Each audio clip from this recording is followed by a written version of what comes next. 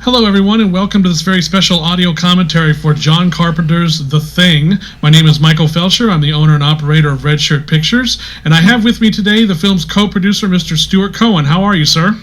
I am fine. How are you, Michael? I'm doing great, sir. Thank you very much for joining us here today to discuss The Thing, which has become, over the past almost 35 years now, a certified classic of the horror and science fiction genres. Although, as you well know, as well as most of the people out there listening, that was not always the case. This film was not particularly loved when it first came out back in 1982. My first question to you is, where were you opening weekend? Well, first of all, to be fair, I was 9. That doesn't count. So I wouldn't have been able to get in legally anyway. So, it wouldn't have helped. But I wanted to get some background information on you personally. How did you get started in wanting to produce movies in the first place, and how did The Thing remake first come up for you? I am a proud exhibitor's son. I grew up in Salt Lake City, Utah, loving movies and being able to see them. I read the short story Who Goes There when I was 12 and always loved it and always wanted to see it made into a movie. I recognized early on that it had nothing to do with the Hawks version. And the thought continued to stick in mind until I went to USC Cinema and ran into John Carpenter. We became friends. Our mutual love for movies greased that friendship. And we actually began talking about this in 1970. We talked about our love for the Hawks film, and I don't think at the time John had even read the short story. I knew that his companion Dan O'Bannon had, but John hadn't. I pursued a career. I got a job at Universal producing television. They gave me a check every week, and John began writing. And finally, in 1975, I met David Foster at a party through a mutual friend. I wanted to make a leap into movies, and he wondered if I had anything that I wanted to do, and I thought of this, and I thought of John. David responded to both and did what I couldn't do. He took the project to Universal and Ned Tannen, where it was approved, and put it into development. At that time, John had just made a deal to do 2 television movies with Warner Brothers. The first being, I think, Somebody's Watching Me, and I think the second was going to be Prey. He got out of the second one in order to be able to do Halloween. But initially, the project was developed at Universal without John's being involved. Toby Hooper and Kim Henkel. Actually were the first. Toby was going to be the first director on the project. Their savior at Universal was William Friedkin, who brought them to Universal right after Texas Chainsaw Massacre. Mm-hmm. And they liked the short story but didn't love it, but wanted to try to do a script. They wrote something very quickly that had nothing to do with the short story, and it wasn't particularly well received by anyone. There was a second and a third try at a writer without a director involved, and they were pretty much doomed to failure. And the project languished after 3 tries at Universal for about a year. We should fast forward then to the release of Alien in 1979. I saw it on a Friday. On Monday morning, I walked into David's office and said, "Do you think they'll understand if we present this project to them now?" And David nodded and said, "Yes, I think they will." Alien made the case that we couldn't make for this movie being made. And it was really several weeks after Alien was released that we put this project back in development, this time with John, at my insistence as director. John was approaching the zenith then. He'd made Halloween, which changed the landscape in terms of horror movies, and he was completely acceptable to Universal as a director. So there's been some talk about the previous versions of The Thing that were going to be made before the Carpenter one ended up going into production with the Bill Lancaster script. Can you detail what some of the other versions were, and how different were they from what eventually ended up getting made? I'll take you back a bit. None of the 3 versions that we attempted prior to John utilized the central aspect of the short story, which was the concept of mimicry and imitation. Toby tried to get around it. I know that Bill Nolan, who did the third version, called it an old chestnut, didn't much like the idea, and they tried to come up with something better. But they couldn't. They all three kind of failed in that regard.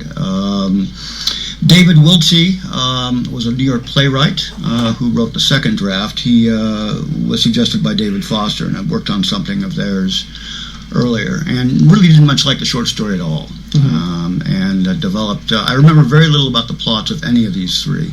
Bill Nolan's, of course, is now being published, but in paperback form. But they just didn't work, and they didn't utilize the central concept. When John came aboard, he insisted that the concept be used. That was it. Bill Lancaster was my suggestion. I had actually met with him before John got re-involved with the project and tried to get the studio to hire him to write this without John, but they wouldn't spend the money. It was just before I think we hired Bill Nolan. When John came aboard, I again suggested Bill. I had seen the Bad News Bears. I had loved the work. I thought it really fresh, really original. And Bill was someone of our age, and he wasn't part of that sort of crusty science fiction community that had, considered the short story an old chestnut. Right. I thought there was a perfect 3-act structure to the short story, and I did not understand in my youth why no one else did. But Bill did, and John did. And how important for you was, now that we're getting to meet the members here of Outpost 31, how important was the casting for you? Because one of the things I've always really loved about the film is how distinctively the film was cast. There's no mistaking anybody for anybody else. They're all very, very unique actors, and they all have very interesting takes on their roles. So there's never any point where you're at loss as to who's on screen or for what reason or what the dynamic is going on between them. How involved were you in the casting process, and what did you think about the people that you ended up with? I was in every casting session. I was very involved. In fact, I sort of set up the template for the way we proceeded. I'd come to love casting when I was in television at Universal, and I set up really the same process where we met every day at 4 o'clock and away from the production. The entire idea of meeting every day and including a rehearsal period for the cast was a way of letting the casting community, the agents and actors, know that we were very, very serious about casting this film. The phrase that agents seemed to use at the time, we were concerned about our clients being second fiddle to a monster. That was actually the phrase that they used. The rehearsal period was designed not only to enable John to be able to work with the cast, although this was a process that he was destined never to repeat, but also to tell the agents and people who came in that we were very, very serious about this. That this was going to be like any other serious dramatic film, horror film. That there was going to be an extensive rehearsal process where backstory would be dealt with, character would be dealt with, and it was a selling point to the acting community. When we first began the process, John was hopeful and probably desirous that he cast members of the Carpenter stock company. Actors that he'd known before, actors that he'd worked before, and outside of Kurt, of course, this is a cast that is completely new to John, and he deserves a lot of credit for taking that on. I think it would have been a lot more comfortable for John, to have worked with members of a stock company, actors that he knew, actors that he trusted, actors that he could depend upon, but that didn't happen in this case. Although early on he did come to me and came to David Foster's office with a list of actors that he wanted to see. And the list was as follows, if I remember correctly. For MacReady, it was Tom Atkins. This was at a time when we looked at the cast as an ensemble, before we broke MacReady out from the pack, and made him a central character. The budget had all these actors being paid the same. It was going to be a 12-person ensemble cast. When thinking that way, John had thought about Tommy Atkins for MacReady. Interesting. Donald Pleasance for Blair. Okay, yeah, I can see that, yeah. Isaac Hayes for Childs. Okay. You can see where we're going with this. Oh, yeah. Lee, you can almost fill it yourself. Lee Van Cleef for Gary. Charles Cyphers Yeah. for Probably Norris. Charlie Hallahan's for Norris. That's right. Yeah. There were actors that I thought John needed to see, and I thought he needed to reach, beyond the stock company parameters. And I asked him to wait. I thought that there were people that he deserved to see, and he had the script and the money to be able to see, people that he couldn't see before when he was casting first out of his home, and then casting very, very low budget. Among them were Richard Macer, David Clennon, and Charlie Hallahan, and Tom Waits. And I asked John to defer making a decision on this until he met with people like that, and to his credit, he did. And again, the actors all do such a wonderful job of creating their own characters with very limited information for the audience, because we're essentially just thrown into this situation. We're not really given proper introductions to anybody, but we get a very clear sense very quickly of, who's in charge, who are the stronger personalities, and who are the weaker ones, and where the paranoia and all the suspicion is going to come from. But essentially, it's still an ensemble piece, at least in the onset. When did you guys begin to turn it into more of a leading man situation for MacReady, and ultimately, whose decision was that to make MacReady the lead character? And it was made after we finished filming on stage, prior to going to British Columbia. John took a look at what he'd shot and didn't like it. Didn't think it played, thought that all the characters seemed the same, endlessly arguing, flatlining, and thought that it was boring as hell. And was determined, one of the problems is that he thought he needed a major character to become his doppelganger and to drive the plot, and that meant breaking MacReady back out. I want to ask about Kurt Russell, because at this time in his career, you guys, I think, when you were certainly getting ready to make this movie, he was, Escape from New York hadn't come out yet, and he at that point was coming off of being known as the Disney Kid. He was not known as an action hero or a leading man, really, at that point. Was there any resistance at Universal to casting him in this role? None. Really? None. Not in terms of ability. Slightly in terms of star power. Right. It came down to a decision with Kurt and one other gentleman, and that gentleman was Kevin Kline. Oh, Kevin Kline we didn't meet with Kevin Kline. Kevin Kline was a suggestion of Universal. I think he'd done something for them in the last year. And it was a matter of star power, and also for Universal, a matter of whether Kurt was a member of John's stock company, again, as absurd as it may seem. It had nothing to do with ability. Everybody had seen Elvis.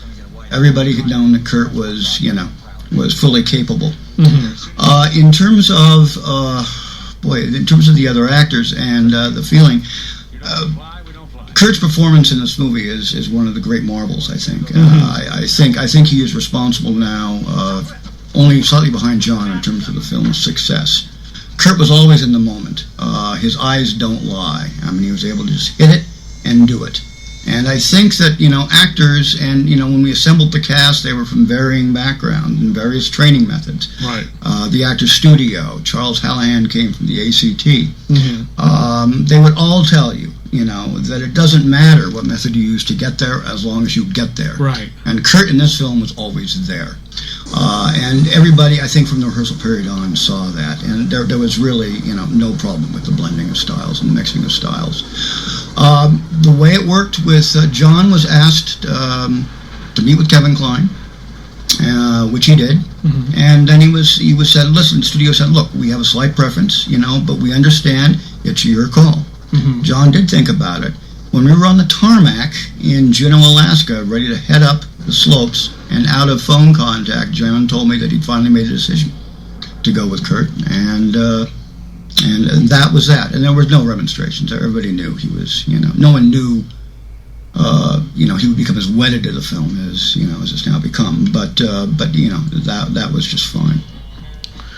So we're now transitioning out from a part of the movie where MacReady, our lead character now, along with Copper, are off to the Norwegian camp to find out what happened there. And as we're back here in Outpost 31, we're going to get some really wonderful moments here with the dog from the Norwegian camp sort of roaming around and checking things out. And at this point, we don't really know what's going on, except there's just something off about the dog.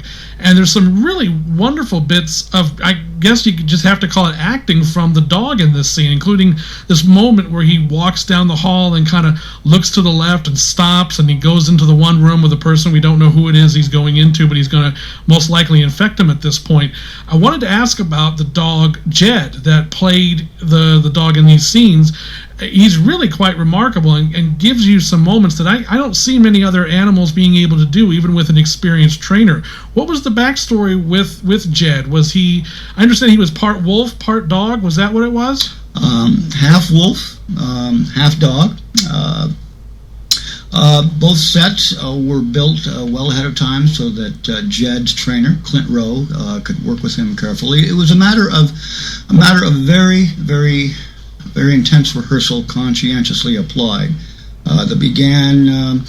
We'll take the kennel, for example, where the two of them would begin working alone. I stood in a soundstage corner for an hour once just to watch them very, very quietly, just the two of them. And Clint wearing what would be Clark's clothing and Clark's boots so that Jed would get used to it, and just the two of them. Then it became a rubber dog or two inside the kennel.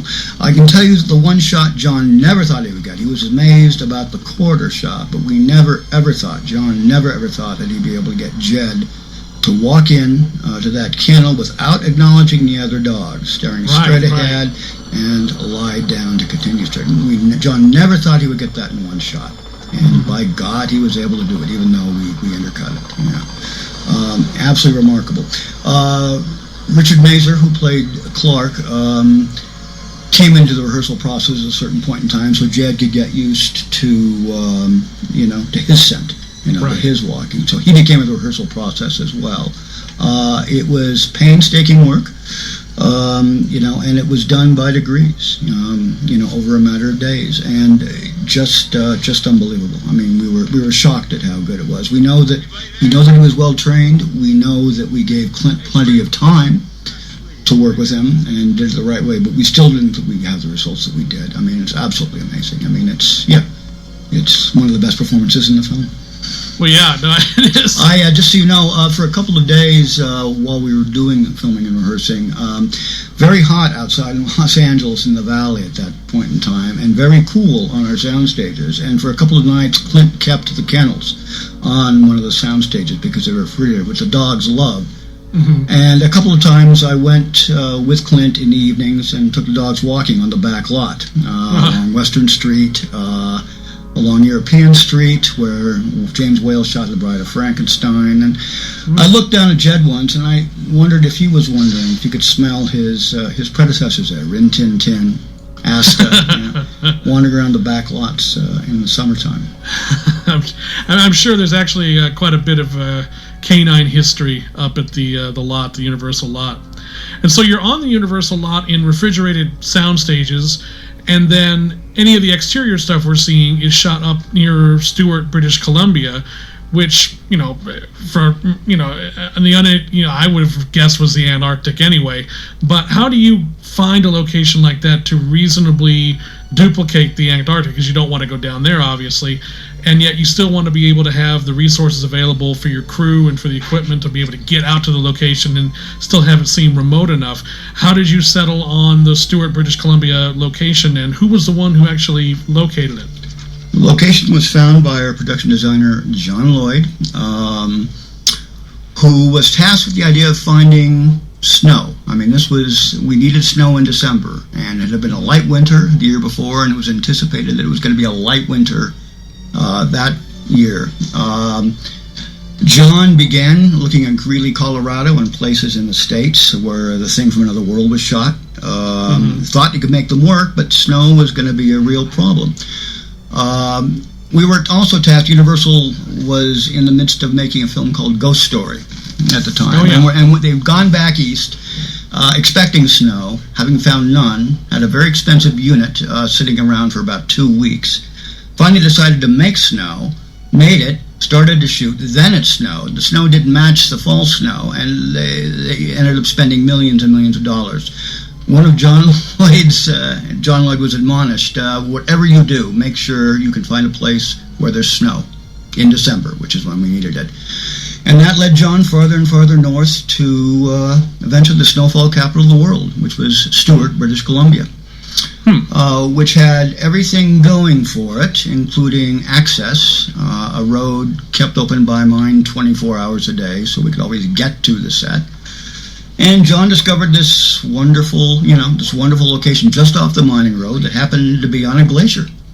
And the set itself was built in the summer and allowed to snow, and it was at least 6 months ahead before we were able to shoot it. And the final piece of the puzzle, we needed the sort of vista, the way to open the film, and it was John Lloyd who discovered the Juneau ice field as well, which is where the opening of the film with the Norwegian helicopter and the dog was shot, and various others.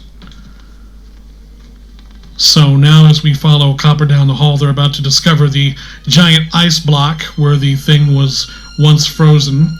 And we will then lead to a shot outside where we will come across what will be revealed as one of the first of the many wonderful creations by Rob Bottin that were created for this film. And obviously he's a huge part of why a lot of people still talk about this movie to this day. And it was an amazing amount of work done by him and his team. And I was just wondering about your experiences working with Rob. He'd worked with John Carpenter before on The Fog, and at that time was one of the preeminent young special effects people in the business. And I was just curious as to what you thought of him when you first met him and what your initial impression of him was. My first impression is he was the brightest person, one of the brightest people I'd ever met, and I continue to think that to this day. Whip smart, super smart, at age 22. Dale Kuipers originally was going to design the creature, and in fact did the early designs, and then I guess as Dale was unable to continue due to an accident. I had a meeting with Rick Baker, actually, who had just returned from London, and this was at John's behest, and we went to a bar to discuss the possibility after Dale left about Rick taking over the film as well as doing American Werewolf, which was he was involved in. It didn't seem like it was going to work, and Rick knew, I knew, and I think John knew at that point that the only go-to guy was going to be Rob Bottin, who wanted to do it. And it became a matter of just getting him in and setting it up. Rob was really the only consideration after Dale left. It was a fairly small field, and then when Rob came in, he had different ideas about the way to proceed, and ideas that really resonated with John. When Dale left, you may have seen some of the designs. The finished creature was going to be a giant mechanical puppet. It wasn't going to be a man in a suit, which John wanted to avoid, but it was going to be a mechanical puppet that was going to be partly built by Roy Arbogast and designed. I remember John looking at the sketches of this and thinking, how am I going to make this work? How am I going to make this different? When Rob came in and we began just kicking around ideas, the idea of coming up with a deconstructionist monster for a deconstructionist situation, a situation where the men were already falling apart, made a lot of sense. And of course the idea that it could be anything and take us anywhere. And John responded to all of that. It wasn't a man in a suit, and it wasn't a giant bug, but it could be anything. And this became John's central preoccupation during preparation, I think. More so than casting, more so than locations, although he didn't give any of them short shrift. This was his central preoccupation. I think he understood that for this movie to work, the monster had to work. And at one point, he pulled us all over and, said about Rob, look, you've got to make this work for this man, because if he can't make it work, we're out of business. And he was right about that. I spent a tremendous amount of time setting up Heartland for Rob to work, and it's just setting up Rob's unit to function in ways that no one had functioned before, with technology that no one had dealt with before, with rubber that no one had dealt with before. Was immensely time-consuming, involving the unions, getting some of Rob's people into the union, getting Rob to accept some union members. Rob not only had to design this stuff and execute it, he ended up having to be a politician as well. And it seemed to me it took months to do this. Universal originally wanted Rob to work out of their special effects shop in the middle of the lot under their supervision. And whereas we know that was well meant, it wasn't going to work for us and it wasn't going to work for Rob. We had to get him off the lot. But just in terms of being able to set that up took months and months and months. The credit on the main title, Rob's special makeup effects credit, was in fact contested by the Makeup Guild at the time, and Universal was fined $25,000. We didn't know what other credit to give him. It wasn't going to be makeup effects, and it wasn't going to be mechanical effects, obviously, because of Roy. This had to be the credit. And but Universal was fined for it. That's how groundbreaking all of this was. Rob had to put up with union inspections a lot. And the general, no one really understood, how this stuff was supposed to work. Occasionally, including Rob. There was, as we eventually found, there was, despite everybody's best efforts, and John had, the world's, greatest production genius working with us at that time, Larry Franco. Everybody's efforts, in terms of trying to figure out how to get this done in a timely fashion were thwarted. It was Rob, and it was the nature of the medium. But then again, you look at the work, and you could see that it paid off. Now, were there any tensions between the cast and John Carpenter in terms of there being any sort of paranoia on the set at all? Did any of the sort of who are you kind of suspicions in the script and in the characters kind of bleed over into real life at all? There was, and I guess you would have expected this to happen. It began in the rehearsal process, which John was new to, but the other actors weren't, I think. And the actors formed, I don't call it a clique, but there was a certain power that came, by allowing actors to extemporaneously discuss backstories and work with each other and work on character. This carried over to the beginning of filming, and there began to be some tensions between John and some of the cast. And I think John, on the one hand, felt the actors were being a little dilettantish, not understanding his problems in trying to get this made. And John was very much a no nonsense kind of hit your mark, let's go, the rehearsal process notwithstanding. The actors began to feel as if John wasn't watching their back entirely. So issues of trust began to arise. Yeah, this does not specifically apply to Kurt, and it's one of the reasons why I think Kurt acted as a rather large life raft for John in this. All the other actors were new to John. Kurt wasn't. And I think Kurt depended upon John, to help guide him through this, and he did. When we finished filming on stage, after 9 weeks, this is after 9 weeks of frozen sets, smoke, fire. Probably the easiest thing John had to do during the day was try to figure out how to frame a film with 12 guys in it. The easiest thing. When John was finished with all that, I walked back from the soundstage with John, knowing that there was going to be a 6-week break, and John turned to me and said, "I never want to see any of those people again as long as I live." And it was the expression of a depressed, tired, sick filmmaker who thought he wasn't getting the support he got from the majority of the rest of the cast, and not Kurt. It was a good thing that we were breaking, I think, at that point, and had 6 weeks in before John began to restructure the film. I was asked to go to British Columbia. I didn't need to specifically be in British Columbia when we began filming. I'd already been there, and John and Larry Franco had everything in hand. They were going to be reshooting. Nobody better to do that. John asked me to come because he had written new pages. It was part of the restructuring. The cast, outside of Kurt, had not seen them. There was going to be a meeting after they arrived in the dining room of the hotel where John was going to have to do what he'd done with us, with the executives, with Ned Tannen, and talk them through the film. And he wanted me to help backstop him. He was a little worried that the cast would feel that he's thrown everything to McCready, and that they had been given short shrift. And he just wanted to make sure. Now, John, I know, could have handled this himself, but he wanted a little support. He was that unsure, and I was happy to be there. And as it turned out, the cast was so shell-shocked from the bus ride from hell, which fell off the road on the way there, and right. were so tired by the time I arrived that they actually there were no real questions. I mean, the film had advanced so far that there was nothing that they could even question.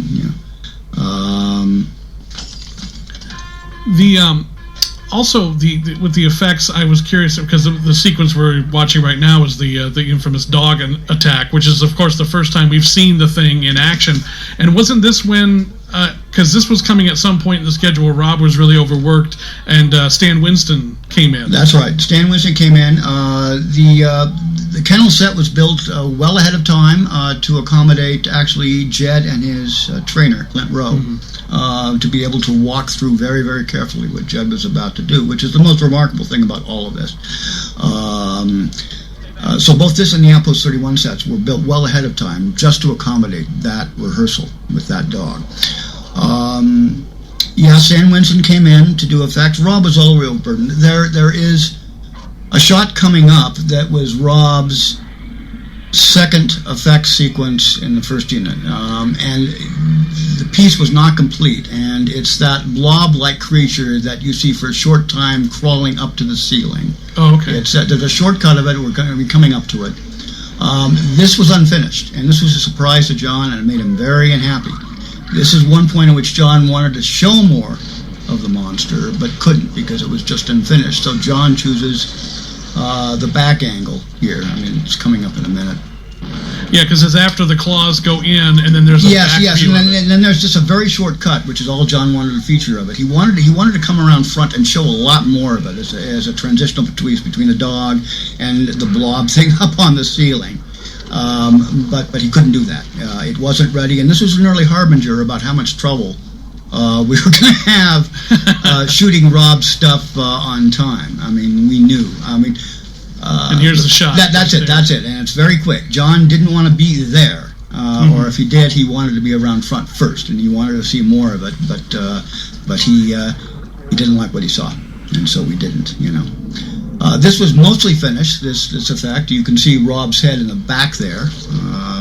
Rob is in this movie, and those are dog tongues, all different dog tongues all together. Yeah, that's right. And Rob's hands moving forward.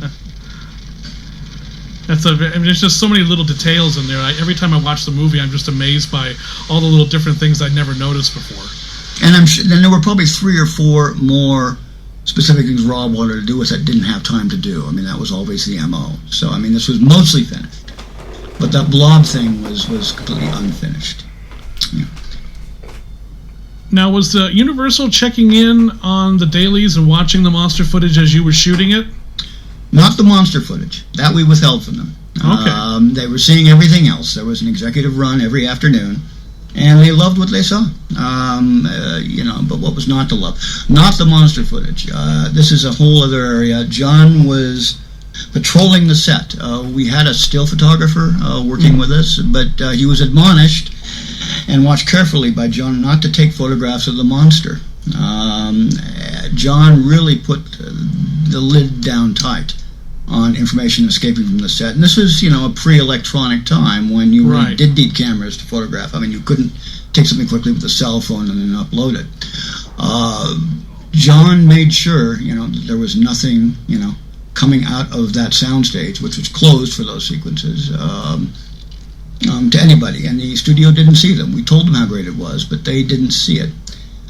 This procedure paid off because in early January, after we finished shooting, exhibitors were wondering what we were up to. They'd heard reports that it was a closed set and that nobody could see what we were doing. This is great publicity, and it's why I prepared the product reel that I guess will now be showing up on DVD and took it around to exhibitors to give an idea of what we were doing. But also not showing them very much of the monster. Well, see, I can't imagine any studio letting you get away with that today. Well, I guess what I should say is that John, ourselves as well, but John had forged a very solid working relationship with Ned Tannen, who was president of production at Universal. I think Ned respected John, liked John, thought he was no nonsense, and I think John felt the same way. They would meet for lunch once every couple of weeks. And, I think this was pretty much hands off. I mean, it was a John Carpenter film. And, if you make a John Carpenter film, you better let John Carpenter make it. Right. Yeah. For those of you out there, my next question is probably going to sound ridiculously obvious, but I would like to ask about the conditions up in Stuart, because in the movie, obviously, it looks unbelievably cold and snowy and icy and windy and miserable, so I'm assuming that it was probably some combination of those things in real life as well. Freezing cold, snowy, and miserable. Really, really cold, deathly cold. The set had been built to be able to house people inside. It was really well built, so we kept it warm inside, and it's obviously where the crew and cast fed, but bitterly cold. Bitterly cold. The set was so well built, it took Roy Arbogast about a week to prime a course to blow it up at the end. I mean, it was almost like blowing up a real, not a set, but a real, working building, But just freezing, and we were always at the mercy of avalanches. You would wake up in the early morning and hear that low thud coming off in the distance, and what it was Robin Mounsey and his group of Canadians going up on the mining road and setting off avalanches in advance of our traveling up there to film. It was that sort of environment, Speaking of Roy Arbogast, talk about his contributions to the film, and I understand that there were some tensions between him and Rob at a couple of points. Yes, there were. Well, Roy came on very early, and before Rob, actually, and was going to be a large part of Dale Kuiper's team. I mean, it was anticipated that Roy was going to build the armatures for whatever it is that Dale designed, and have a full-on role in that. When the concept of the monster changed with Rob, Roy's function in some ways changed, and the personalities were like oil and water. Rob is sort of very loose.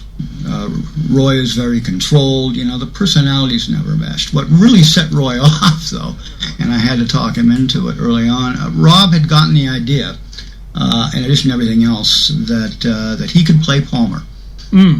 That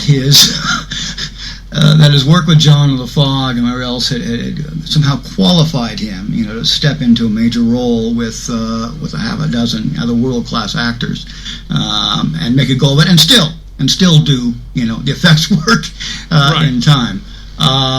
Roy just blew when he heard about that and cornered me and said, if this happens, I'm going to quit. And I said, Roy, you can't quit. It's not going to happen. It can't happen. And I said to Rob, look, what are you doing? I mean, this is it. This is the chance. He said, listen, I've got a gift. I know I can play the role. I said, I don't know you can play the role. I mean, you've, and I don't believe that you can, handle the work as it is, and that finally got off it. John finally said, look, Rob, you're not playing it. Just stick to your own, the personalities, it was not a good fit. We ended up having to designate certain roles. Both Rob had another mechanical effects technician working with him on some of the work. The armature that you see in the blood test scene with Palmer, I think was primarily designed by Roy. As were things like the giant ball that rolls underneath the flooring, as a thing goes to get McCready at the end. Right. But yeah, I'd understood. Somebody told me they had asked Roy about Rob, fairly recently, and Roy just went off. I mean, those wounds still seem to be. I love them both, but very, very different personalities, and I think Roy came to resent Rob early on because he was replacing Dale. I mean, I think that certainly was part of it. But how stressful did it end up being because this went on for months and months and months, and Rob Bottin was hospitalized at one point. Why did that happen? Exhaustion, overwork. Rob's unit in the last 3 or 4 months was like a boulder going downhill in terms of costs. It was all labor. It was all, a little in terms of rubber and goo, but it was keeping 40, 50, 60 technicians working 18, 20 hours a day in order to make a schedule. Really, at this point, it became not just to make a schedule, but being able to make a release date. Right. I think Larry Franco said at one point, Larry took up residence there the last 3 months at Heartland, which was Rob's effects facility, which is about 15 minutes away from our offices, in order to try to get control of what we were doing on a daily basis. And Larry is the very best at that I've ever seen, and Larry said he couldn't get Rob to go from point A to point B. Now, obviously, with the effects being so complicated and taking so long, and obviously the unpredictable nature of them, did you have to go to Universal at any point to ask for more money? Yes, several times. The effects budget was really the only area in which this movie went particularly over budget. I think we went a day or two over schedule, on maybe $80,000, and it was pretty much controllable. The effects budget began at $750,000 and ended up at $1.5 million, and there were several points along the way where we had to go for more money. The first big one was after we'd reconceived all the effect sequences with Rob, and it became necessary to get, I think it was an additional $400,000, and that went into the budget. But we kept, the labor charges, in the last 3 months of filming kept adding up. There was a point where we had the major effect to go, and that was the Blair Monster, because we knew we had to have that. If we didn't have that, we didn't have an ending to the movie. Mm-hmm. But we also needed more money to finish that, and this is where John's relationship with Ned Tannen came in. The production department said, look, we can't authorize anymore. We know you need it, but... And it was a question of John, calling Ned and going up to see him, saying, this is what I need, and Tannen saying, okay. That was the last $100,000, which allowed us to finish a simplified version of the Blair Monster and what it was meant to be at the end. A very simplified version, but I guess well enough to get by with. Yeah, because there was originally, with the Blair Monster was going to be a big stop motion creation. In fact, there was footage shot of it being stop motion. What was the decision made in terms of junking that and going back to more of a practical model? Because there's only a little bit of, there's like one little bit of stop motion. There's one shot. I along with Rob have to take credit for bringing Randy Cook in. I talked John into going with the idea of stop motion. It was a romantic idea, but it also seemed like it was going to be able to, if it worked, it was going to be able to get us things we could no longer get out of Rob. I mean, in terms of motion of the monster, the dog leaping. I mean, there were going to be a lot going on with that originally that kept getting simplified. So Rob and I talked John into using it, and Randy Cook made a yeoman's effort. I think he was undone by the fire effect a little bit. John was skeptical whether it would work or not, and his skepticism was well founded. We all took a look at the film, and it was just not quite there in terms of scale. It took you out of things, and it was a real shame. I know Rob postulated somewhere that if it had been, if we had electronic, been able to clean things up, we could have done this and that, but those options weren't available, and it just pulled you out of the scene. I mean, it was a simple call to make, and John made it. Wanted to go back a little bit on when you were doing the location scouting. I understand that you and John had a little brush with death returning back from one of the locations. What was that about?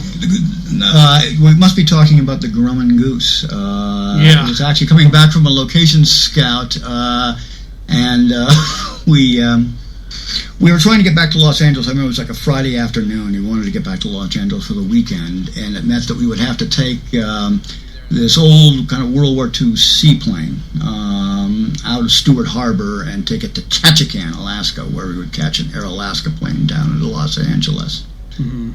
So we board the plane, and it's Larry Franco, myself, and John. John sitting in the front seat, and we begin to taxi on the water, figuring we're going to be fine. And we're taxiing, and we're about to take off, and we hear this tremendous crunch, and the plane shakes.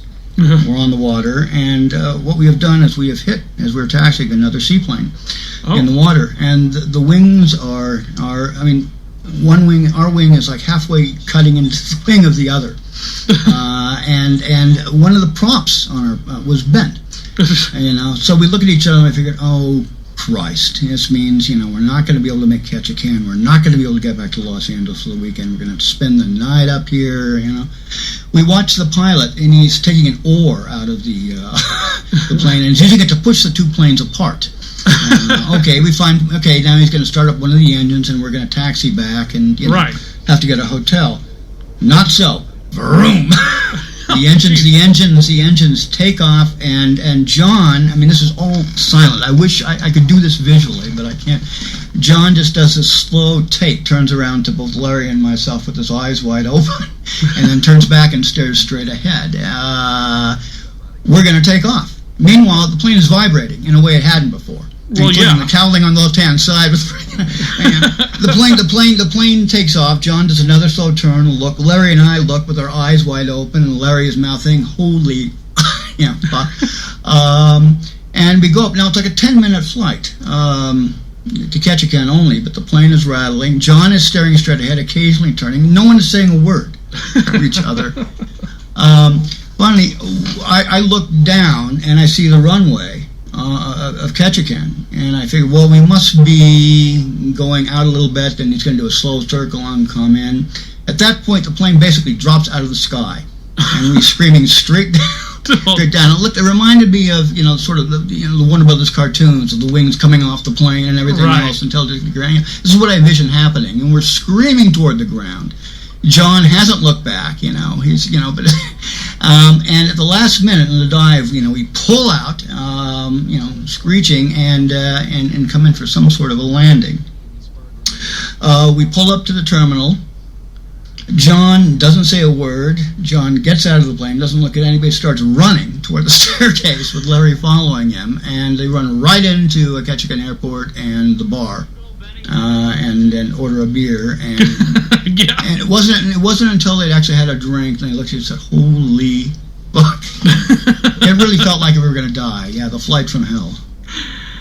Yeah, and the fact that no one's saying anything had to be equally unnerving. It was remarkable. Yeah, I mean, it was just too frightening. I mean, these wide-eyed looks to one another. John just looking back with his and staring straight ahead. Well, you think the pilot would have said, "Oh, hey, don't worry, I've been through this before," or any kind of reassurance that, hey, we're going to make it, but he doesn't say anything. Nothing. We didn't ask him anything either. I think but he said nothing. Yeah, nothing. So when things got really bad on set during filming, Larry might turn to John, or I might turn to Larry, and we'd mouth the words "grum and goose" or the goose. And we smiled, and we knew that there was worse. That we'd actually escaped death. That as bad as things got on set, we actually escaped death.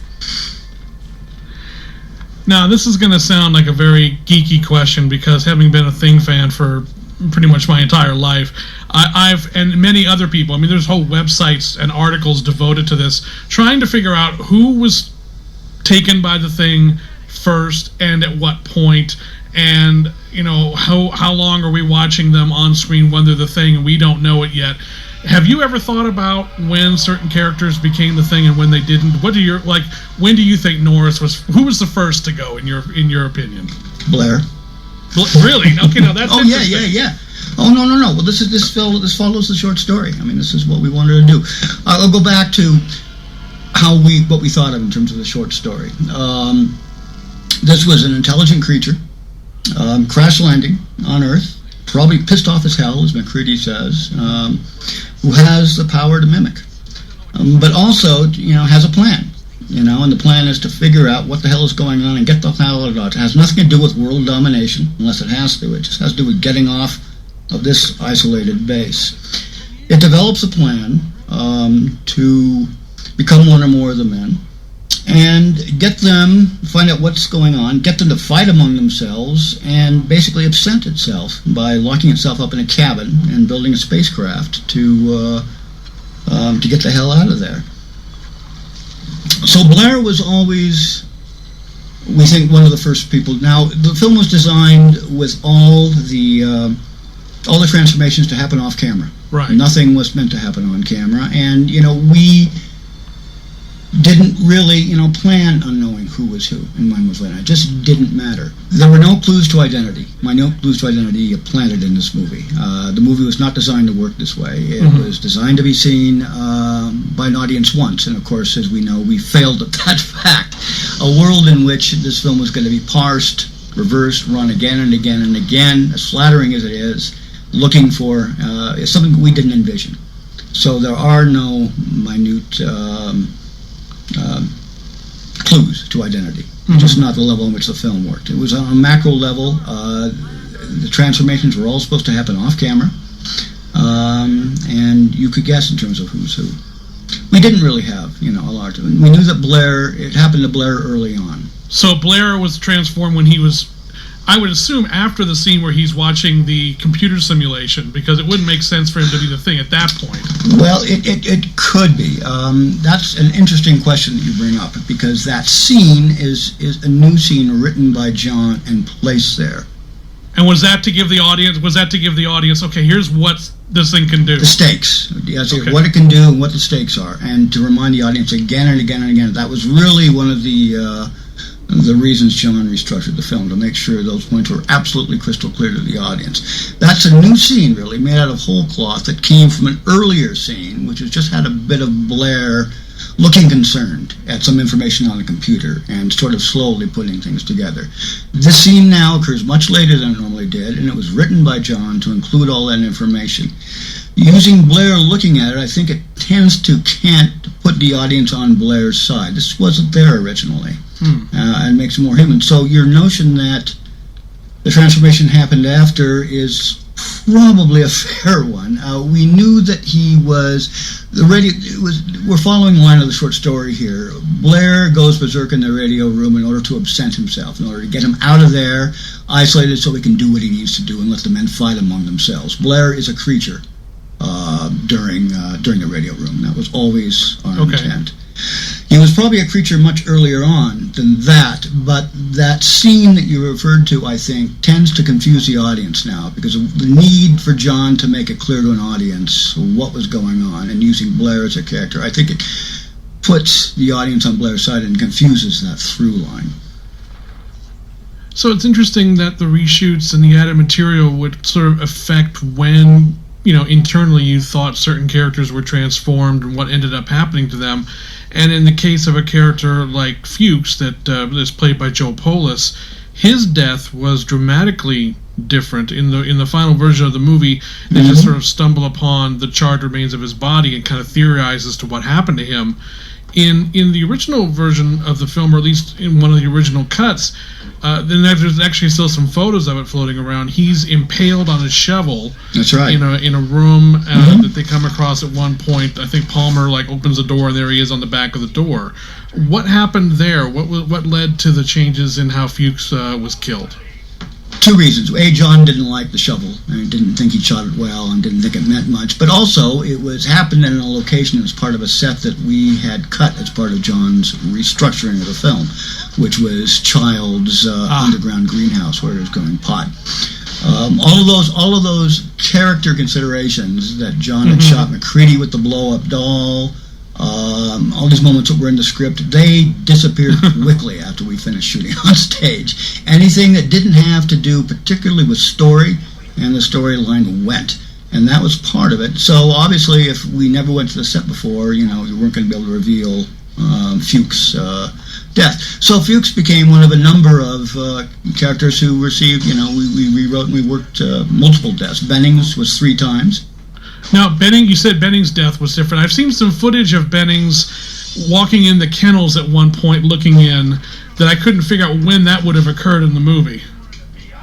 That was attempt number 2. The original Bennings death, we couldn't afford to shoot. It was part of Bill Lancaster's original script, and it was one of the very best scenes in Bill's script. And it involved the man chasing the dog. The dogs escape after the kennel, and the men chase them, and finally corners one of them in a cul-de-sac. That dog turns and begins to turn and leap, and at the same time, Bennings gets grabbed by something underneath the ice and pulled down. Bennings then, while McCready is dealing with whatever it is, this dog that's attacking him, Bennings keeps popping up ice flow in various states of absorption. Tremendously complicated shoot. John Lloyd designed a big sort of L-shaped set on stilts, on risers that would go all the way across the floor and up the wall of Universal's largest sound stage. on stilts so that you accommodate the many effects technicians we would have had to have for the scene. I suggested making it night, which would help, and have the whole thing lit by the headlights of the snowcats, which, John loved. But the problem is we could never really get a handle on any of it, and we had budget problems, and John just couldn't figure out how to shoot it. We ended up with a budget figure of around $2 million for the one scene.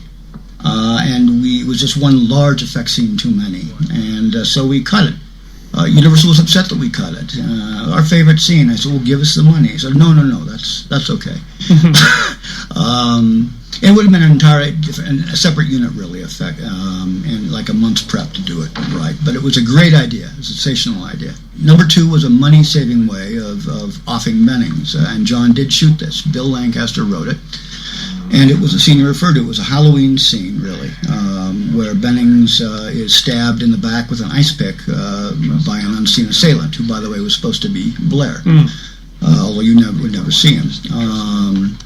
John shot it beautifully, but when we saw it cut in, it felt like it was from a different movie. Okay. It really did feel like it was from Halloween, there were no effects involved. It just seemed like a traditional murder scene in the midst of all of this. In addition, it was a long time between monsters, John said, between the kennel and what was then going to happen with Norris, I believe. And John's phrase was, it was a long time between monsters, and we needed above all, for storytelling purposes, we had effect sequences. We could demonstrate how people changed out of being the thing, but we had no transformations coming in. In other words, men in the process becoming the creature. We needed something visual, and that's where John came up with. John wrote this third scene, which we shot in British Columbia. It was the first thing we shot. It was a new piece of set, and it involves Bennings, wheeling the whole thing, wheeling the body in, and seeing Bennings there wobbling back and forth with tentacles in his mouth. That's all John. That's all whole cloth. It was the first thing we shot in British Columbia. Inside, the irony of beginning in the snowfall capital of the world and beginning inside was not lost on us. But it's the first scene in the film that John wrote, directed, and scored, and I think represents a turning point in terms of the apocalyptic nature of the way this movie plays out. Very simply done for very little money. Those effects are all Halloween effects. Rubber tentacles. No one from Rob's shop was there. We couldn't involve Rob in this. He was too overburdened as it was, and it had to be John falling back on his best instincts. And that's what that scene is, and it's pure John all the way. And then with Knowles, I've seen, now obviously I love his death in this movie in that there is no death. He's literally just walking down the hall, we hear a little noise, and we never see him again. In the other two I've heard of, or at least the one, he gets pulled down and then we see him bust up at one point in various stages of being eaten or transformed. And then the one in the novelization that I read is he locks himself into a locker or closet or something, and then at one point shoves a splinter into his throat to kill himself before the thing can get to him. Well, the novelization we never read. Okay. And Alan Dean Foster, I spoke to Alan about a year and a half ago about this. We weren't responsible for hiring him. He was hired by the publicity department at Universal, and we never met. Alan was given a script and worked from that script. Now, what happened in the meantime is that John restructured the film, rewrote about half of it. Right. Alan never had those pages. Okay. And we didn't talk him through it. The question came up because several people wondered whether we used Alan's novel, in terms of adapting the film, and it was the other way around, of course. I don't remember the scene in Alan's novel. We're talking about Knowles, right? Yeah. Well, Knowles was going to die originally with an effect scene that we affectionately called the box monster. Rob did a first pass with it. We did shoot a master with it because I remember being there. I thought at first it was a test, but I know that TK was there as well, so I think we tried to shoot a master with it, and everybody laughed at the dailies. The box monster looked like a wiggle worm, really. One of those wow things with a lot more tentacles. And it was a decision made by John and Rob too, that we just had too far to go.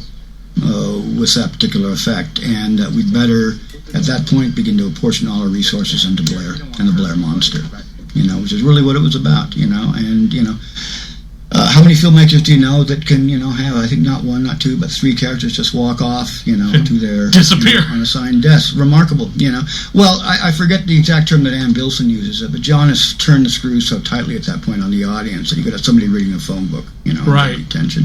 And that's the way he's able to do it, and it's because of what he's been able to establish for the first, 90 minutes of the film. Because I always thought that was a very daring choice. I mean, especially at that stage of the movie, there's only a couple characters left. We've just seen Gary get taken out. And then, literally Knowles, you see him walking down a hall. He says, "How's it coming in there?" We hear some noise. And then that's it. That's the last time we ever see him. It would be a hard sell for, I imagine, the studio to go, "Oh, that's okay." And the audience, too. It frustrated audiences at the time. We had a number of cards to the effect. And what it did is it really made what happened at the ending and its ambiguity cause for concern in terms of audiences. They sort of unnecessarily dumped on that because they were so frustrated by the ambiguity throughout the film and not being able to answer their questions definitively. Now, in terms of all the special effects sequences in the film, and there's several major set pieces, one of the biggest ones in the film, which comes up a little later, though, but I wanted to talk about it now, is the Norris transformation, which has several stages to it. The collapsing chest, the arms coming off of Richard Dysart. That was interesting how that was filmed. That was actually an actor or a gentleman who did not have arms. Quadriplegic, that's right. Yeah, that's right. And he was wearing a face mask that looked like Richard Dysart. That's right. You have it. I can't add anything more to it. But that's exactly how it was done. When Rob and Mike Ploog first presented this idea in John's office, we were laughing about it. I remember thinking my first concern when I looked at the sketch over Dysart's shoulder was it the angle of the chest. I wasn't going to remind anybody of Alien, and the chest burster there. Again, it was only 3 years out. I seem to have been alone in that sentiment. The other concern, which we all shared as we looked at it, we had to make sure that there was as little blood as possible. That we were aware that this was like a creature as opposed to a human decapitation, and that Rob deal with yellows and greens, which he was more than willing to do. However, when this was previewed here, a number of audience were absolutely appalled by this and thinking that what they were watching was a human decapitation and not a monster changing back. The fact that this is green and yellow and blobby didn't seem to make a difference to them, and they were really appalled by it. But I thought it was great. We all thought it was great. One can't be lost on the effect of this movie on an unsuspecting audience in 1982 on a large screen. Oh, I'm sure. The first time, it just either numbed them in submission or sent them up the aisles, really. Well, there was there's no film I can think of before this that would have prepared them for what you were going to see in this. Yeah, I think that's right. That's right. Dangerous film. And then you've talked about this, and this actually happened to John Carpenter before on The Fog. He got to a point where they assembled a version of the movie and it wasn't working, and he drastically rearranged and did some additional shooting on that film to make it work. And that happened here as well. It happened here big time. This is John had been down this road before, twice. You mentioned The Fog in a minor way where he went. The two words that he would always apply to himself was not scary, or three words, not scary enough. With that in mind, he went back and did some small things on The Fog with an insert stage, all he could afford. He did more than that. He was down this road recently with Halloween 2, which was being shot while we were preparing the thing, and he spent, to my way of thinking, way too much time on Halloween 2 trying to get it to work. When he went to the first cut screening, he turned around to Rick Rosenthal and Deborah and said, not scary enough. What do we do to make it scarier? And it led John's involvement in editing, and John, I think, finally doing the score for it and everything. Same here. Went to see a cut of the film right after we finished on stage, before I went to British Columbia, and then stood in the hallway outside of my office after he'd seen it and said, this movie doesn't work. It's flat. It's not scary enough. I don't know who anybody is. I don't care who anybody is. The effect sequences are way apart. He said, I'm going to go in and fix this. I was surprised to hear it, and asked to see the film, which John showed me the next day, because he wanted some feedback. And I agreed with John's overall concerns, but what I did think was that a number of the scenes, I think John had shot a better film than he was being given credit for, and I thought a number of the scenes were miscut and mistimed, and I advised him, as he went in to begin working with this, to take some time and work through them, and see if he could reestablish some rhythms. That didn't happen.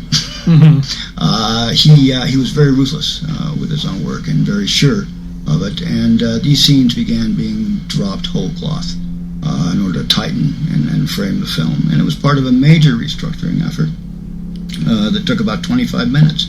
Those scenes never reappeared. John took a weekend to think about what came next, and on Monday morning we went to his office and we had these pages, and there were pages that he had written, and what it was in essence was a new second act that referred to what he had cut and not the script itself. He then proceeded to act out the movie for us, almost like he was personally admonishing us to understand what he was up to. This is why I think that Kurt became John's personal doppelganger. The scene with Kurt where he's saying, "Now you're the thing," could be all of us. The big penultimate speech. When they're all outside and they're all outside. That's John talking. That's John talking to us. That's John talking to the audience and letting us know what the stakes are. It even sounds the way John talked. There's a why in one of those things. Why are you just attacking right now? That's John talking. And, I could hear John's voice in the meeting that day talking us through this version of the film. What scenes were the biggest ones that were lost? The ones that didn't come back? It was mostly. Well, there was some stuff. Some of it has been. The men arguing is what I remember.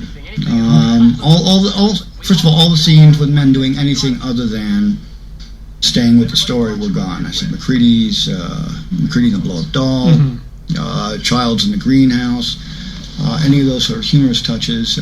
John was going to shoot something with Palmer jogging around the compound to the track of the Riviera's California Sun, and that was gone.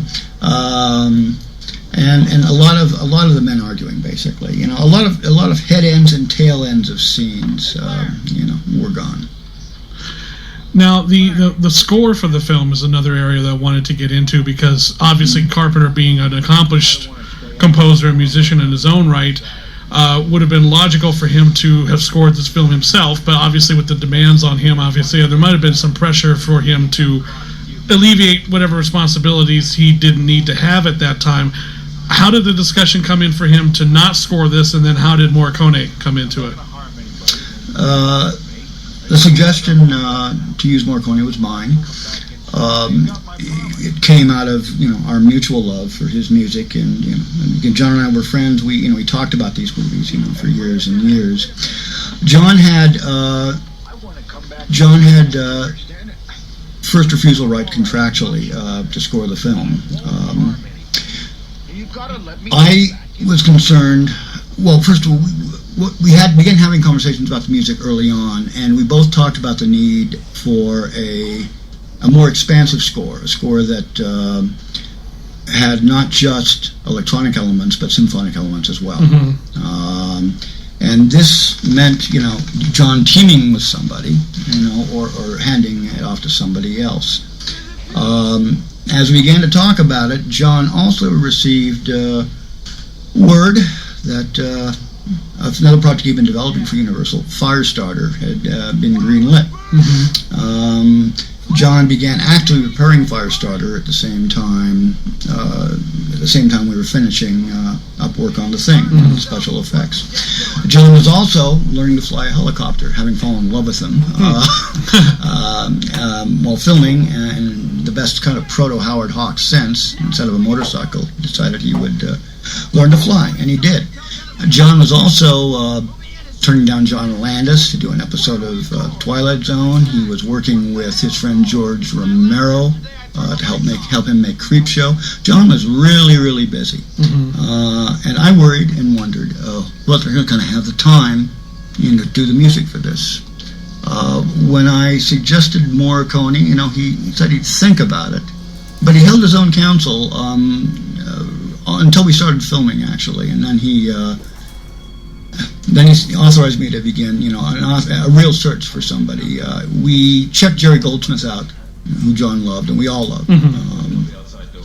Goldsmith I knew was already unavailable because of Poltergeist, and actually signed at that point a long-term contract with Spielberg.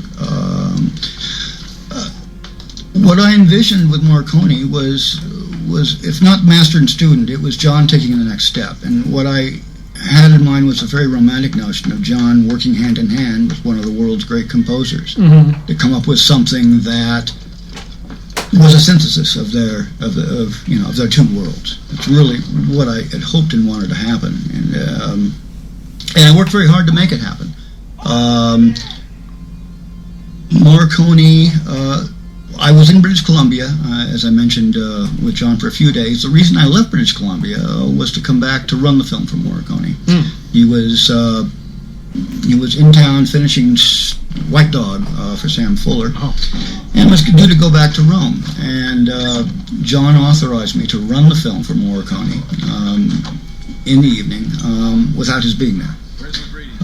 And we had that first run in the middle of December. It was in the evening. Morricone arrived dressed in black, very tired from a day in the studio. It was just he, myself, and we had the good fortune on this movie. One of our assistant editors, Kimberly Ray, had lived in Rome and spoke Italian. Oh, okay. And turned out and knew this movie, and so she was there in the screening to actually act as the interpreter for Ennio. And to help me read between the lines of what he really thought. The film that we showed was dreadfully incomplete. It was really only the stage work and some of the effects work.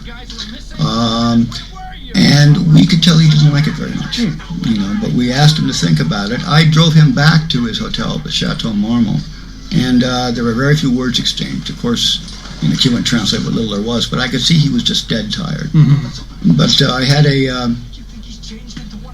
I had a bad feeling that he wasn't going to respond, and he didn't respond. The next day, he sent word to his agent that he was going to pass.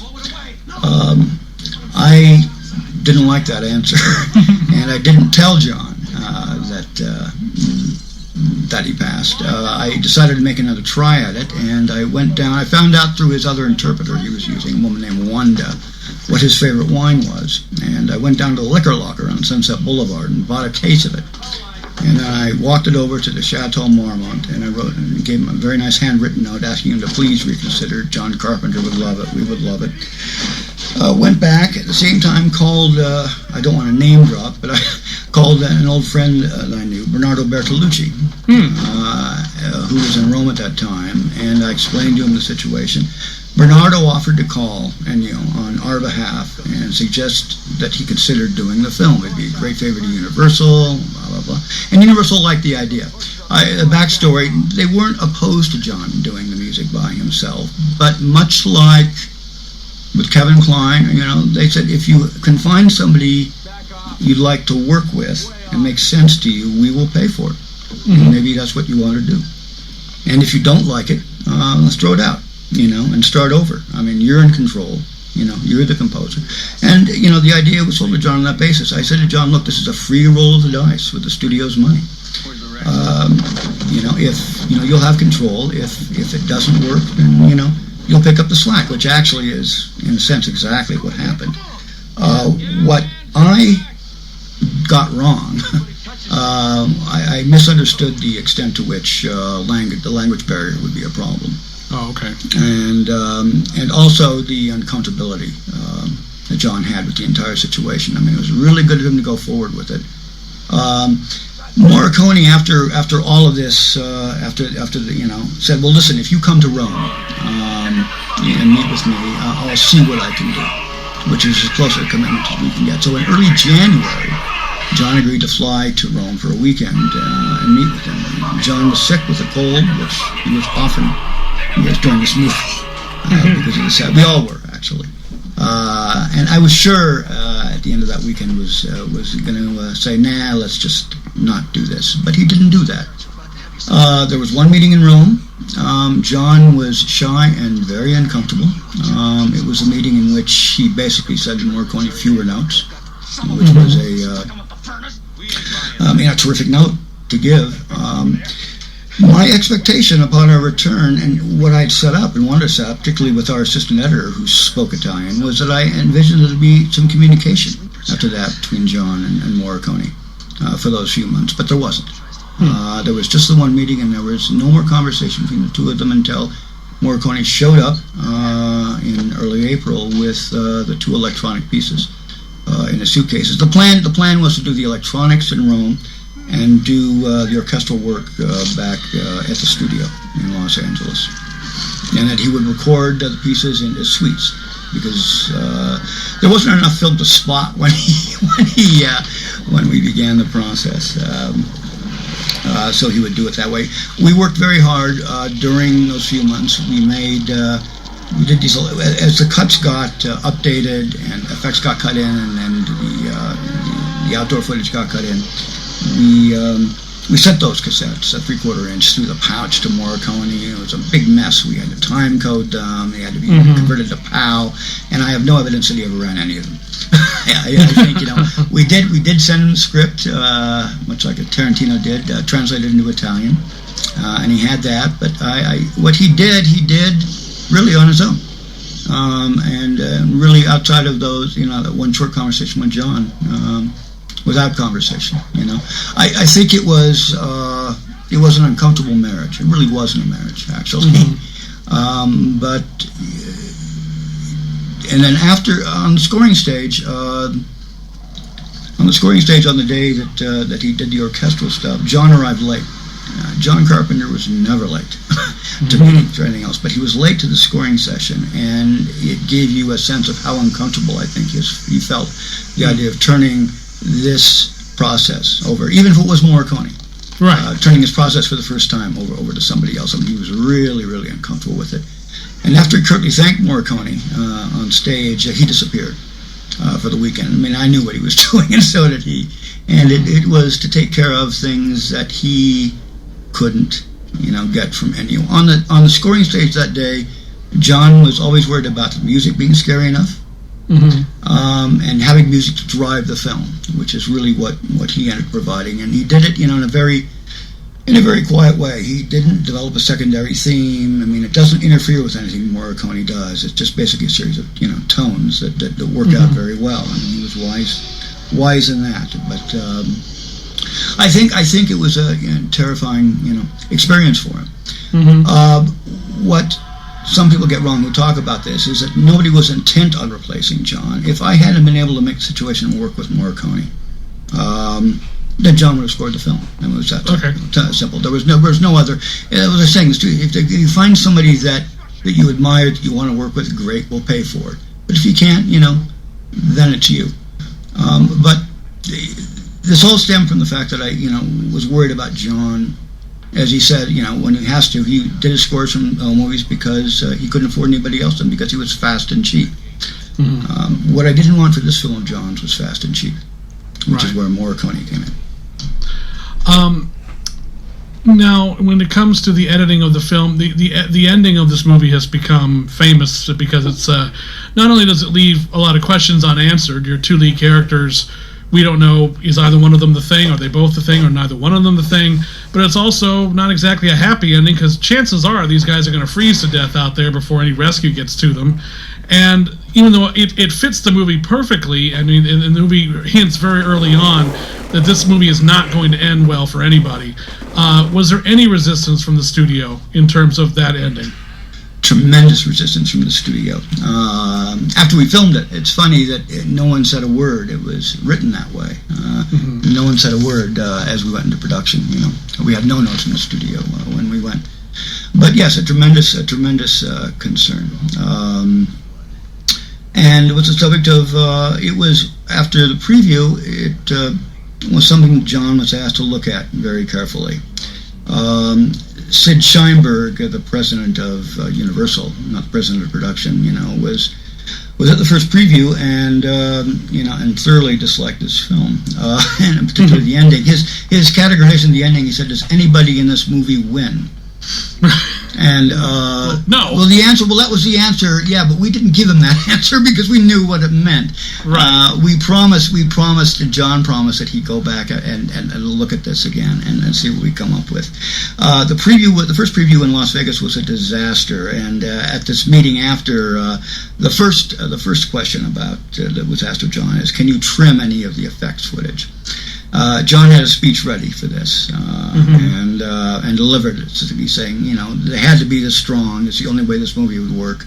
And when John finished with that, no one asked any more questions about the effect sequences, which is interesting. I mean, it never came up again in terms of cuts. But what did come up was the ending. And again, it's that sense of three major characters earlier disappearing without their fates being resolved, and now we have this final situation. And they went crazy. I mean, who was the thing, who wasn't? And asked us to look at it. So we had this week after the previews. We tried a number of different ways to look at the ending and try to give it some semblance of hope, or at least make it a little less hopeless. But they just didn't take. The first try, Verna Fields, who was a very fine editor, but also Universal executive at that time, asked to come to the editing room because she had an idea to make Childs less suspicious, and that maybe that might make a difference. So she came, and we actually tried to eliminate McCready's questions to Childs. Where were you? And Childs sort of evasive answers, just have him sort of appear as two men. That didn't work. John wasn't even there for that. John, at this point in time, was spending half weeks in Tennessee preparing Firestarter. I was in the editing room to protect John's interest because you just don't let a studio executive at this point in. Even if she's well intentioned, and she was. And when we looked at this, it didn't work, and she knew it didn't work, and we called John and said it didn't work. The second pass at this, and this was previewed in front of an invited audience a week after the first preview, was a version of the ending where McCready is just there alone at the end to accept his fate. No Childs. Childs never makes an appearance. Childs disappears earlier on. I forget exactly how we did it, much in the way that we did with Knowles or Fuchs. And you never see him again. And after McCready blows up the monster or throws the dynamite, he ends up wandering out there alone. No dialogue. Sits down. Fade out. I hated it and thought it flat. Thought that it was a betrayal of everything that we'd set out to do with the movie. But the studio thought that it actually might work, and John wasn't sure. So we previewed it, and we previewed it alongside of the now existing version. Two different audiences on a Friday night at Universal, and gathered together in John's office with the head of the studio, Ned Tannen, and a group of us to discuss what to do. And we looked at the cards, and the cards for the ending was just McCready and nothing else going on. How did you feel about the ending? Favorable, unfavorable? Favorables were maybe 1 or 2 points higher than the other ending, where it was left open. There was no answer. Those 1 or 2 points gave the studio some reason to believe that maybe this is the better way to go. And we kicked it around in John's office on a Friday night and actually did sign off on it. The print run was going to begin that Tuesday. And, I'm trying to get at the environment in which we made this decision. There was a lot of pressure by the time to do something about the ending. We hadn't done anything with the rest of the film. It had basically sailed through. This is all we were talking about at this point. Don't forget that a quarter mile to our west, Ridley Scott was having ending problems with Blade Runner. Right. And Ridley Scott, who probably had more power than John, more control than John, felt compelled to add that phony kind of upbeat Private Eye voiceover ending, that soon got John. That's the environment, that we were facing in 1982. John had a business relationship with the studio at that point. I mean, he was actively preparing Firestarter, which was being greenlit. We all signed off on this idea. That's what we go with, and that's the way it was Friday night. I went home and I had a really upset stomach, and I didn't sleep, And it turned out John didn't either. No one did. It was just the wrong way to go. So on Monday morning, John had flown after the previews back to Tennessee again to continue working. On Monday morning, I went to see our executive in charge of production, who was a very nice lady named Helena Hacker, who was a friend of this film and helped us get money for it and helped us with the following. And I told her that I thought that the original ending was the only way to end this film. And that I didn't think it made much difference. It's not going to make any difference in terms of the box office potential of the film. And that it was just a point or two in terms of the way they thought. Both didn't test particularly well. One tested slightly better than the other. Mm-hmm. She agreed with me, and I called John in Tennessee, and I said, look, I want to do this. I want to go see Tannen, and I want to tell him that we should put the ending back the way you had it. And I said, I just want to make sure you agree with that. And he said, well, of course I agree with that. Can you do? I said, I don't know. I mean, let me go try. We arranged to have John standing by the phone in Tennessee. And given there was a print run, this had to happen on Monday. It really had to happen by the end of the day because of the print run beginning on Tuesday. So I went to Tannen's office, and I said, look, this is, Helena Hacker was there, and John on the phone, and we said, this is, actually John wasn't on the phone initially, it was just me, and I said, this is the only way to ending. I said, it's better end this with a question than with nothing at all. And what we have is nothing at all. It's completely flat and a betrayal. And Ned mumbled something about, they're both lousy options, I don't know. And he said, well, what does John think? I said, I know John agrees with me, and that's why he's on the phone. And Ned got on the phone with John, and had a relationship. And he said, do you? And John said, oh, yeah. And Ned said, well, they'll probably hate me in the morning, but Wayne, just go put it back. I know, at the end of the meeting, I said, look, I know this is a difficult decision for you. I just think it's the right thing dramatically. I thanked him, and I said, I think this is the right thing to do for the film dramatically. And he said, yeah, I just hope it ain't yelled at. And we did, and we put it back. That was an example of the studio behaving responsibly, to this movie, and to John, And you can credit them with that fact. This movie, the only change we made out of the disastrous previews is that we added, and it was at Ned Tannen's request because of the keeping the ending this way. Early on at the explosion, there's the exterior shot and you hear a scream. It's the monster scream. And there's an additional screen that comes after that. That's the monster dying. That was the very last thing we mixed, and it was the only change we made after the preview. And it was to answer a question that Ned Tannen had. He said, if, can you give me something that the audience can point to where the monster dies if they choose to accept it? And I said, yeah, we'll give you a scream. He said, great. It was the very last thing to mix. I mixed it. And that was actually the only change that we made off preview. Another executive who was helpful here was Robert Ramey, who was in charge of distribution and also in charge of production at Alco Embassy when John made Escape from New York. Right. Sid Sheinberg was not a fan of this film. He wanted to continue to try to play with it besides the ending. At one point, he suggested losing this last scene entirely and just ending on the explosion. Some great idea. He wanted to replace the music and go with something more heroic, he said. It was Bob Ramey who said to Sheinberg, and I remember the phrase well, the movie we have is the movie we have, and it's time to get it out there. And, I thank Bob at the press screening in Los Angeles for that fact, because it really took a lot of pressure off us. This is an example of the studio behaving responsibly up until about the moment of release. The ad campaign notwithstanding, but in terms of the movie itself, and in terms of why, John is satisfied with this cut, it's because of, adult decisions like that, where the filmmakers were aided and helped. Now, the movie, I think a pretty decent marketing campaign. I think the poster was beautiful, the Drew Struzan art. But originally there was someone else, Stephen Frankfurt, who was working on this, but his work was rejected at one point. Stephen Frank wasn't rejected. Well, I guess it was. Stephen Frankfurt was a very early hire. In fact, he was probably the second or third hire on this film. He may have come aboard prior to John coming aboard, or officially checking in to begin prep. Stephen Frankfurt was a publicist who had designed the ad campaign for Alien, and in fact had come up with the tagline, "In space, no one can hear you scream," which I loved. Yeah. So when we began prep, I turned to David Foster. By the way, I need to say something about him because I've been remiss. One of David's fortes was publicity and advertising. He came from that background at Rogers and Cowan, and I said, let's get the guy who gave us this line. And he said, oh yeah, it's Stephen Frankfurt, And to his credit, we went out and we hired Stephen Frankfurt and brought him in.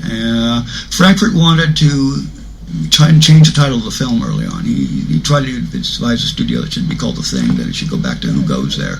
An idea that I didn't hate, by the way, but the studio wouldn't go with it.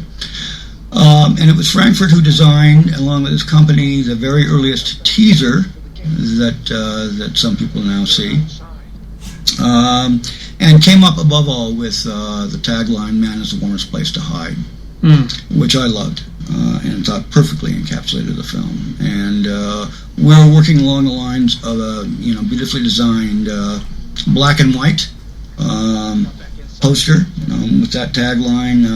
There's some prototypes of it around with the clouds hanging over Outpost 31, kind of looking like the cloud formation from Curse of the Demon. It's kind of what I thought of in that tagline. That's what John and I liked. That's what I liked. But after the previews, Universal panicked, and without telling us, threw it out and presented us with Drew's art. I had a negative reaction to it, but it wasn't so much Drew's art. It was not being told. I hated the tagline. The Ultimate and Alien Terror was the handiwork of Sid Sheinberg again. Who insisted on getting the word alien above the title of the thing, and it was designed to reference Ridley Scott's film and to remind an audience of it. I hated the lettering for the thing, and Drew's work was okay. I disliked the fact it was in color, but that was just me. And I don't think that the ad itself, as iconic as it's become, certainly helped the film. For me, it was a concession to B film status, and it's something we've been fighting, for years. Particularly the tagline, it just meant nothing to me. Now, the movie comes out in the summer of 1982, which has become a very vaulted summer for genre fans. I mean, considering all the films that came out that summer. However, this film, along with Blade Runner, is another example, fell victim to probably audience expectations and also the fact that films like E.T. were big that summer, and if you had a big, uplifting, happy ending on the end of your movie and it was a big family picture, it was going to be successful, but neither The Thing nor Blade Runner really provided that sort of summer roller coaster mentality, and also as a result of the effects work being things that people weren't ready for, the film was not particularly well received. What was the effect on you, and how did John Carpenter end up taking it? Very badly. Well, I would imagine it was very so. Hard work. Yeah, but it was also the vitriol with which, for example, the critics wrote about John. John was. I don't think this film. The reviews were almost entirely in print at that time, and I don't remember this film getting a positive review, and most of them were deeply negative, and some very hurtful to John, particularly. The Starlog review, the fan base that John was hoping, was probably the most vitriolic and the most personally hurtful. I really attacked John personally, not only that John couldn't direct, but, here's a list of things he could direct, traffic accidents. It was really, really insulting, and I know that this hit him deeply. We were surprised by it was okay not to like the film, I think, but we were surprised by the vitriol and by the degree with which people seemed to be antagonistic toward it, angry with it, really. Anger. There was audience anger into it, right. And there was at the time. I saw this film with numerous audiences in the Los Angeles area on opening weekend. Theaters were half filled. You can say the audience was numbed into submission, but I don't know if that was really the case. There wasn't much chatter after, no sense of anybody going back to see it a second time. The reviews and the box office validated the studio's, opinion of the film. After preview, validated Sid Sheinberg's opinion, and that's why he was able to go ahead and prepare that awful TV version. But what it also did is the real damage here is that it kiboshed John's career with Universal. This is a tragedy. John, as I mentioned, had forged a very good working relationship with Tannen, and he had always wanted a base where he could apply resources, to his ideas, and the fact that he'd been able to get Firestarter going so quickly was a tribute, to the way that whole relationship was working, and it just came to a dead stop after opening weekend. And it wasn't that. I don't think John ever checked back onto the lot after opening weekend. I went to see him. Wow. After opening weekend, and when he opened the door, he looked like he was 20 years older, and he'd been punched in the gut, Wow. And very bothered by the idea of being. We both do this as a movie. I mean, only a movie. We spent a lot of time on it and cared about it deeply, but the idea that he was making something unclean and ruining public morals. So, as cool as that may seem now, I mean, it didn't seem that. It wasn't. It wasn't. And I know John said somewhere that that he knew he'd made a great film that nobody appreciated. I don't get that sense at the time, really. I think he knew he'd made a good film and a criminally misunderstood film. But boy, when you're sitting there and it's it's not only the reviews, it's friends, it's family. Yeah. It's not like we had people coming up to us, close people, and saying, this is. One person, Buck Henry, came up to me, the actor and director at a bar 2 weeks after the movie opened, and said, "Don't worry, this film is going to be recognized in 25 years as a masterpiece." Well, I'm glad that he was right now, but it didn't mean much then, and he was the only person to say that. In our case, friends, family, working associates, nobody, responded to the film as we should, and we all felt very badly about it. It was a very quiet summer in that sense. Now, the TV version of the film has become infamous because it's one of the most ridiculous recuttings of a film that I've ever. I mean, TV versions are always compromised to an insane degree, not only just because of the violence that's taken out, but the language is overdubbed, and there's some laughable ones in the TV cut of the thing. But there's this ridiculous narration that is added into it, and there's some serious restructuring that's going on. And when I was talking to you before we did this commentary, you mentioned that this is essentially what Sid Sheinberg wanted the film to be. I was writing a piece called the Sheinberg version for my blog, and that's exactly, this is a template for the way the studio thought about the film when I saw it at the time. Not necessarily the production people, but the suit side, the executive side, the Sheinberg side. But also, I think, in terms of publicity, distributed, I mean, they all sort of felt this way, that the film had no narrative drive. That you couldn't tell the characters apart, that it was dull, that it was confusing, that it was indeterminate. You didn't know who anybody was, you didn't care who anybody was, and you didn't care when people died. The swear stuff that was replaced, I remember being on the looping stage with John, and we're laughing at these lines. Universal wrote those lines, somebody for a TV version. I remember one of them was, "Hey, fry you, Paul." Yeah. Exactly. We recorded them, and we didn't think much of them because neither of us thought this film would ever show up on network television. That it was just no, we didn't. We thought that it would make it to a nascent cable market, but if they weren't going to be able, if the effects stuff was going to be able to run on cable, that we'd be able to get by the swear stuff as well. So nobody thought any of those tracks would be used at all. Right. But the narrative, it was the narrative function of the film the studio found lacking. I was stunned. I thought it was a perverse effort when I saw it because not only everything you mentioned done, but I mean, example, music. Music was always everywhere except where it needed to be.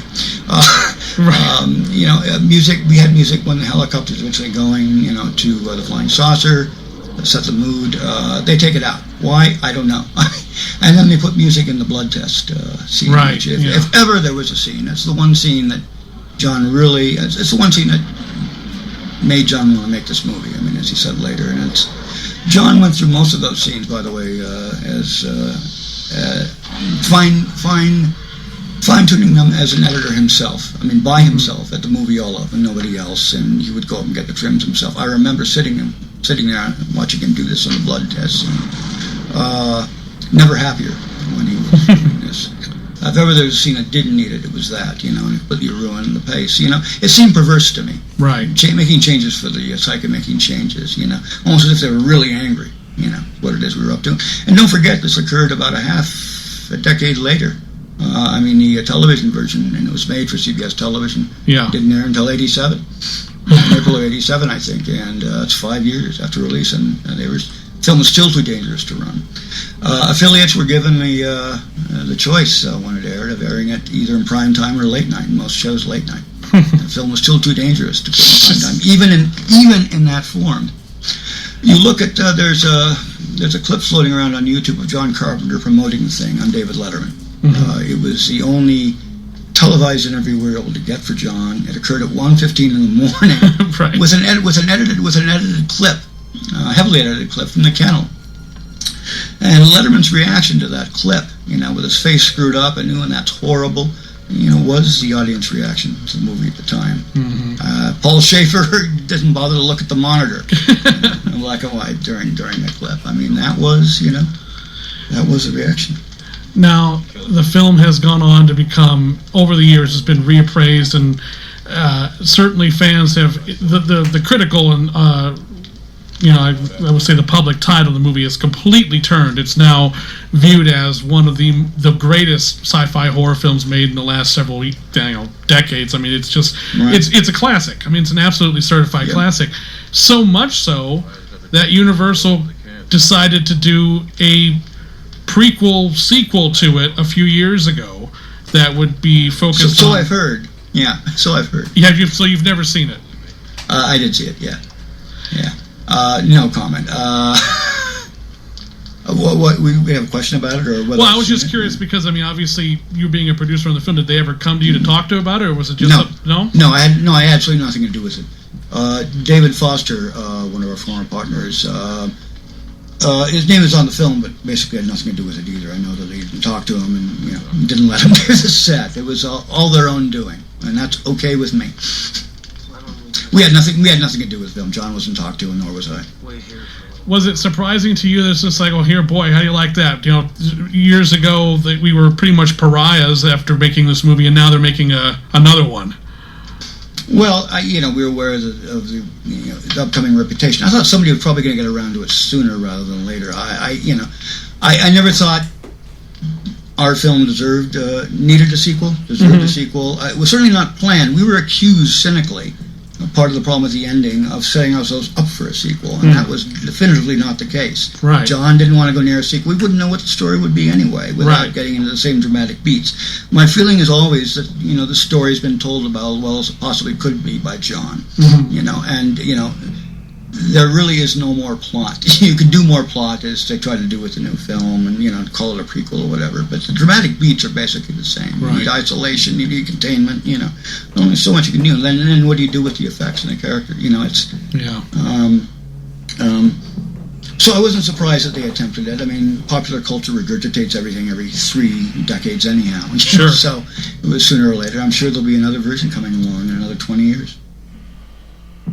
So as we go into the end credits here, I just wanted to ask you about, when you look back at it's almost 35 years since this movie came out, I was wondering what this movie has meant to you personally and professionally, and how you feel about the reappraisal and the true kind of coming into its own that this movie has now had. Is there a little bit of kind of I told you so when you look back, and if you say this to the people who kind of trashed the movie when it first came out, do you kind of feel like there's been some vindication for you? Well, that's what I'm doing these days, basically, is sitting back and saying, I told you we did something good. Where were you opening weekend? It's tremendously gratifying. This was the only film that I produced. I threw everything else I had into it. That's why I think of myself as the Herc Harvey of horror movie producers. You laughed. Only a few people get that joke these days. Carnival of Souls, yeah. Yeah, it's the only film. Yeah, it's too bad. 30 years on, well, what I think is great about it, when watching the film last night, is, first of all, it represents, I think, the authentic best effort of everyone involved, starting with its director, and that stood the test of time. The film itself, in terms of dealing with matters of identity, is now playing in an age where matters of identity are commonplace in this internet age. Everybody's common use of pseudonyms. Nobody seems to know who anybody is anymore. Right. There are always questions. A while back, I looked at John's Twitter feed, and I saw Edgar Wright there twittering, asking me, "Are you the real John Carpenter?"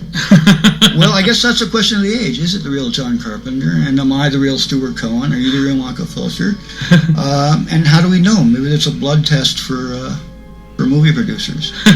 Anyway, I think the film speaks to to contemporary issues now, and to that sense of loss. Particularly now at a time when identity politics are coming to the fore. I mean, the movie feels very contemporary to me. And what I think has happened, given how much against the grain John was moving during that time, and how controversial the changes that he made were, and the film itself was, that I think what's happened in the last third of a century is that the culture's caught up to John. Yeah. So I guess the last question I have to ask you, and it relates back to a question I asked you earlier, it's the eternal debate, and it concerns the ending. Is Childs a thing? Is MacReady possibly a thing? What's your take on it? Are either one of them the thing? Have you ever come up with a personal theory as to whether or not we're still looking at two human beings at the end of the movie?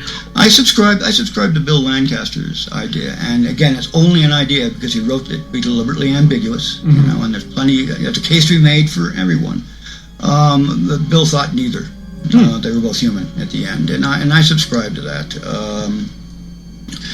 But you can make the case, and people certainly have, and that was the idea behind the movie, and it was the idea that drove everybody crazy at the time. The idea that we left this open-ended. As John said, John was asked that question by a little girl at one of our test screenings, and John said, "Well, you have to use your imagination," and the girl said, "Ooh, I hate that." And we didn't close it off. The ending going back is a more perfect example of the ending of the short story. Which has the men supposedly triumphing over the monster, and then one of them looks up and they see a lone seagull flying overhead out to the ocean, and they wonder, 90% chance that the creature is done, but maybe who knows? It's a little open-ended. This is a better version of that because it deals with two individuals, right? I think. By the way, a last aside, this wasn't the original ending. In Bill's very early first draft, which was well behind schedule, he threw something in before he'd had a chance to think about it, just to turn something in, and it was a helicopter landing, a final scene helicopter landing at Outpost 31, and outbound both Childs and MacReady smiling, looking great, and saying, "Boy, we're glad you guys got here. Which way to a hot meal?" John read it and said, "Well, I don't think so." Yeah, Bill said, "Yeah, I know. I just haven't gotten there yet." And it took Bill another couple of months. I mean, the script arrived about 8 months late. We originally were going to try to do this in the summer of '80. But it was worth waiting for. I mean, nobody pushed Bill in order to get it there. Anyway, that was the fabled original. Well, Stuart, thank you so much for sitting down and talking about the thing today. This has been just a treasure trove of incredible stories about the making of this now classic motion picture, and I think the listeners are going to get a real treat out of it. Thank you very much. My pleasure, Michael. Thank you. All right, everybody, thank you so much for listening, and we will see you on the next track. Thank you very much. Goodbye.